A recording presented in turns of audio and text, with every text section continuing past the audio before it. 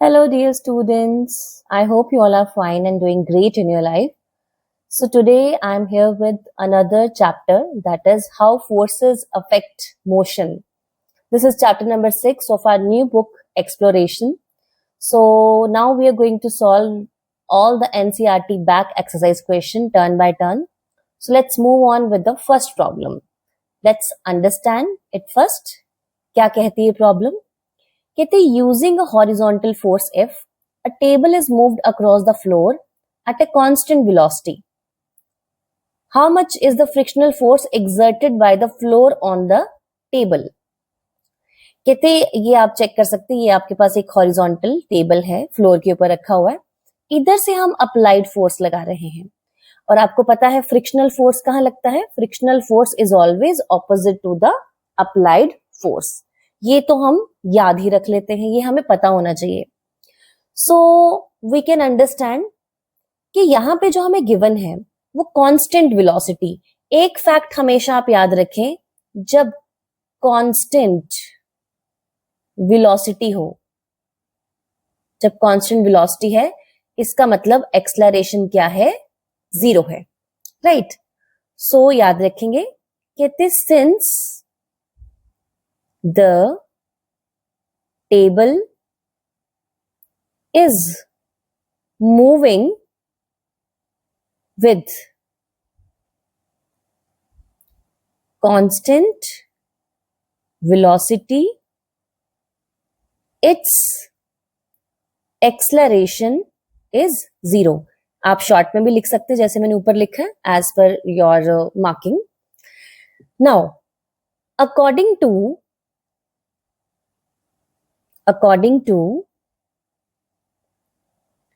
Newton's first law, Newton का first law क्या कहता था?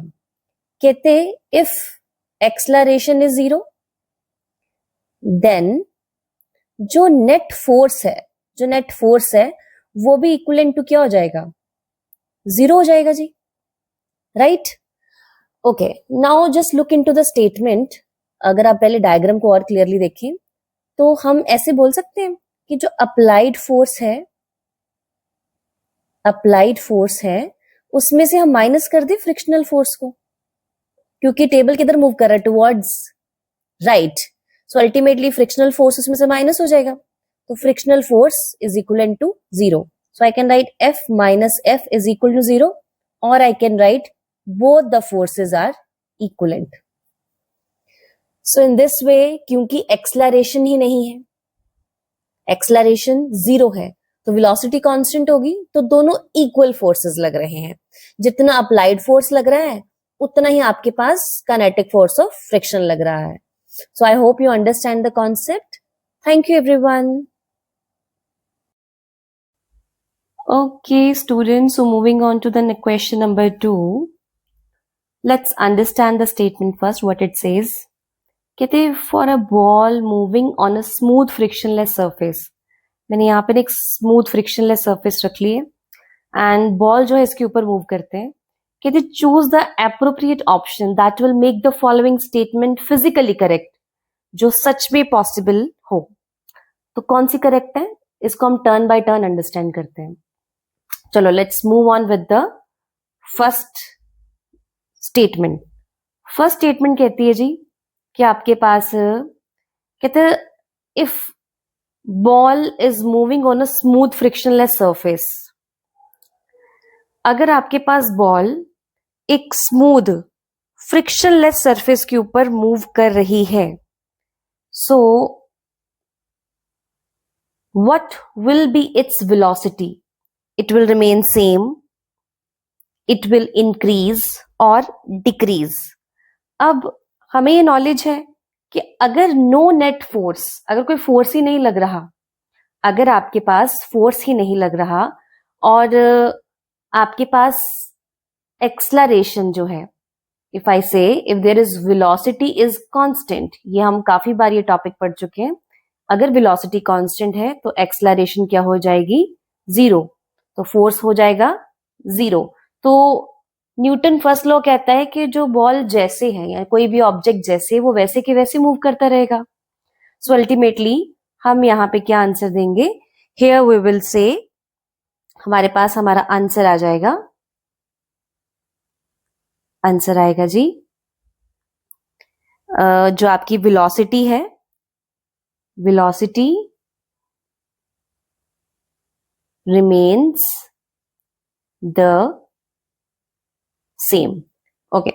So moving on to the part number 2.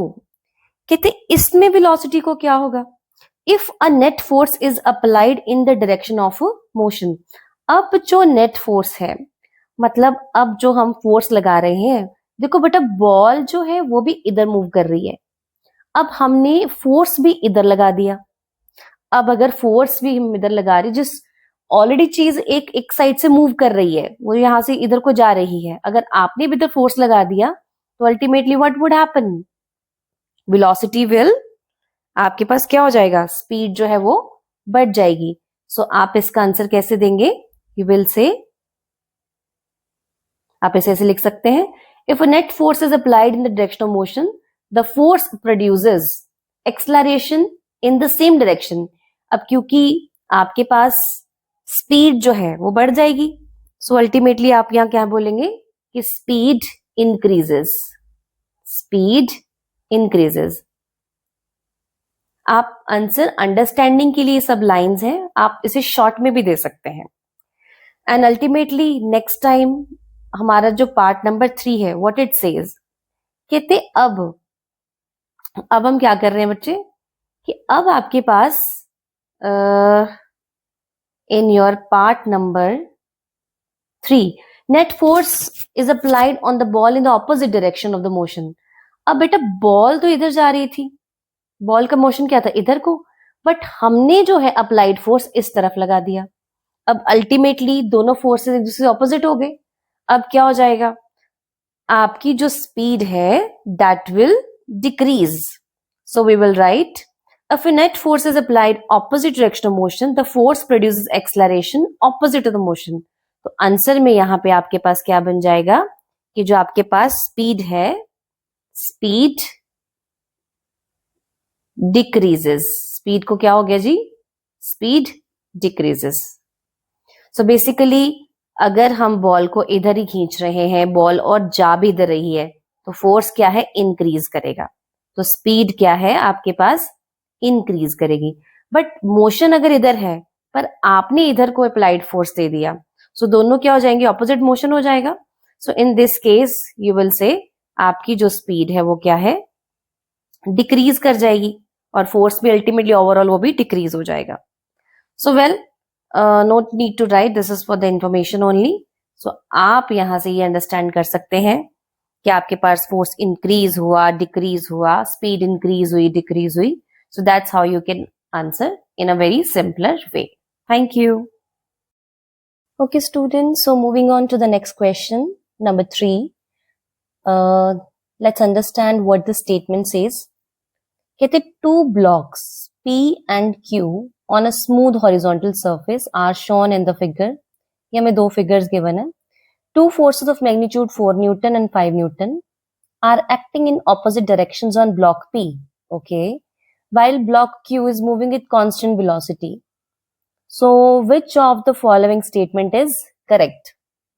Number 1, P experiences net force and Q does not experiences a net force.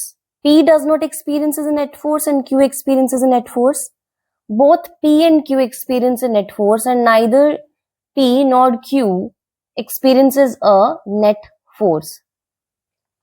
So let's understand the diagram first of all, then we'll give the answer that which of the statement is correct.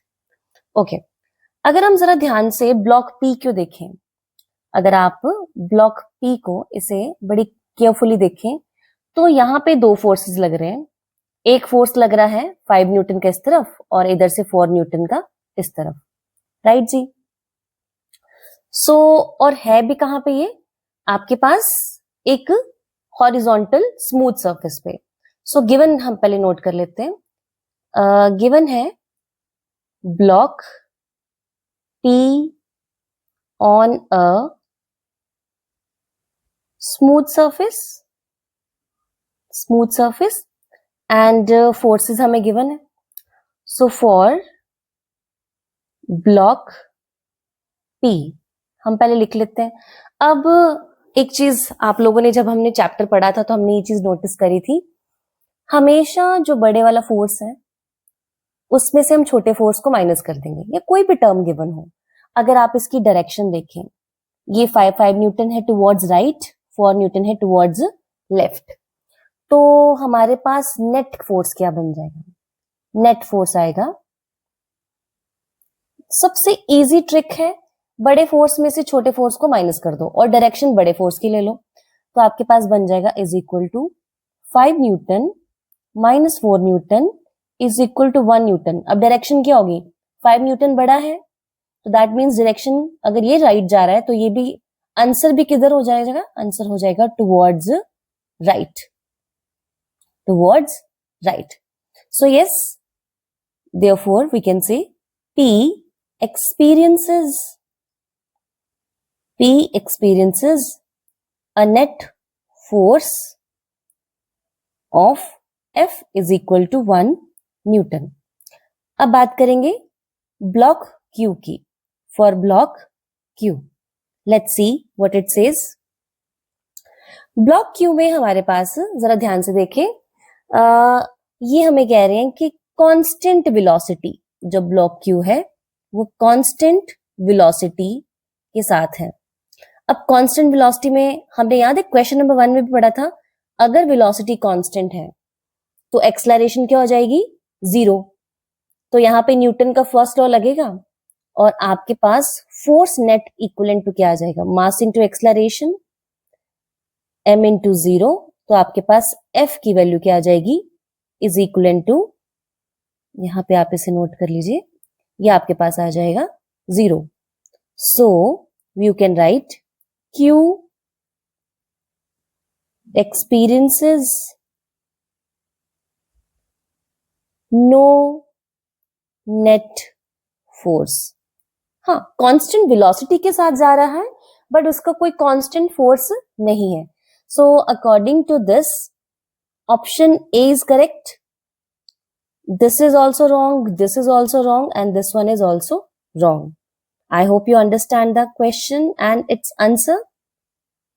If there is any problem, do write in the comment section. Thank you. Okay, dear students, so moving on to the problem number 4. Let's understand the statement. ये कहते while practicing for snakeboard race, ये बच्चे हमारे पास केरला में होती हैं ऐसे races. 100 oarsmen are rowing a boat together. Out of these, 95 row backward to propel the boat forward. But by mistake, 5 oarsmen row in opposite direction. If each oarsman applies a horizontal force of 200 Newton, what is the net force on the snakeboard? Ignore drag forces, air friction, etc. सबसे पहले हम ये understand करें कि ऑर्समैन क्या होते हैं. आप सबने कभी सुना है कभी इसके बारे में? एनीवेज, ऑर्समैन क्या होते हैं? ये वो लोग हैं जो बोट को रो करने के लिए ऑर्ड्स का यूज करते हैं. इफ यू कैन सी, ऐसा एक ना लॉन्ग फ्लैट पॉल होते हैं जिसके आगे आपके पास आयरन के ना ब्लेड्स लगे होते हैं. ये पानी को पीछे को पुश करते हैं, ये पानी को इधर को पुश करेंगे ताकि आपकी बोट जो है वो आगे को जाए. ओके जी. सो सबसे पहले हम अपना गिवन लिख लेते हैं कि हमें इस न्यूमेरिकल में गिवन क्या क्या है. चलिए, सो गिवन में हमारे पास सबसे पहले लिख लें कि टोटल ऑर्समैन कितने हैं. ये हमारे पास है 100. फोर्स अप्लाइड बाय ईच ऑर्समैन, कितना फोर्स लगा रहे हैं? 200 न्यूटन का एक लगा रहे हैं. ठीक है जी, 200 न्यूटन है ना. Okay, but as per question 95 oarsman row जो बोट को आगे खींचते हैं, row in the correct direction, in the correct direction. So I will say कहाँ लेके जा रहे हैं उसको, फॉरवर्ड डायरेक्शन में लेके जा रहे हैं. इसे आप लिखें फॉरवर्ड. बट जो 5 है, 5 oarsmen row in the opposite direction. उनको आगे को जाना था बट वो पीछे जा रहे हैं, ऑपोजिट डायरेक्शन. तो हम इन्हें लिख दें ऐसे कि दे आर लाइक, वो बैकवर्ड में जा रहे हैं. कहाँ जा रहे हैं बच्चे, बैकवर्ड डायरेक्शन. अब इसके स्टेप्स में सॉल्व करेंगे.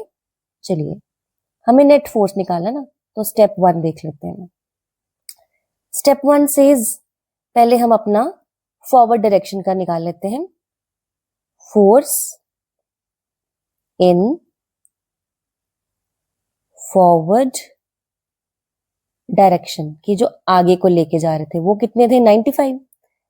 तो F मेरे पास फॉरवर्ड लिख लेते हैं, 95 into 200 Newton.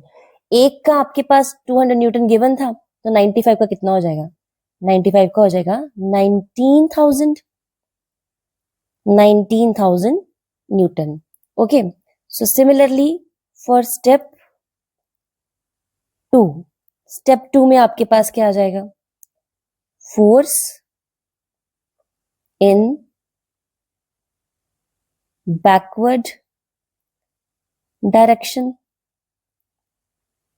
Force in backward direction कितना हो गया, F इज इक्वल टू, यहां B लिख लीजिए, ये 5 थे ना, तो 5 इंटू 200 न्यूटन कितना हो गया बच्चे, ये हो जाएगा आपके पास 1000 न्यूटन. ओके, अब हमें क्या चाहिए, स्टेप 3. स्टेप 3 में हम निकाल लेंगे अपना क्या, नेट फोर्स. तो आपके पास नेट फोर्स, याद है पीछे भी बताया था कि नेट फोर्स हमेशा कैसे निकालते हैं, बड़े वाले में से छोटे वाले को माइनस कर देंगे. F net is equal to F forward minus F backward. F net आ जाएगा हमारे पास 19,000 minus 1000, so answer will be 18,000 newton. Right, so this will be your net force applied by the oarsmen. I hope you understand the question. Thank you.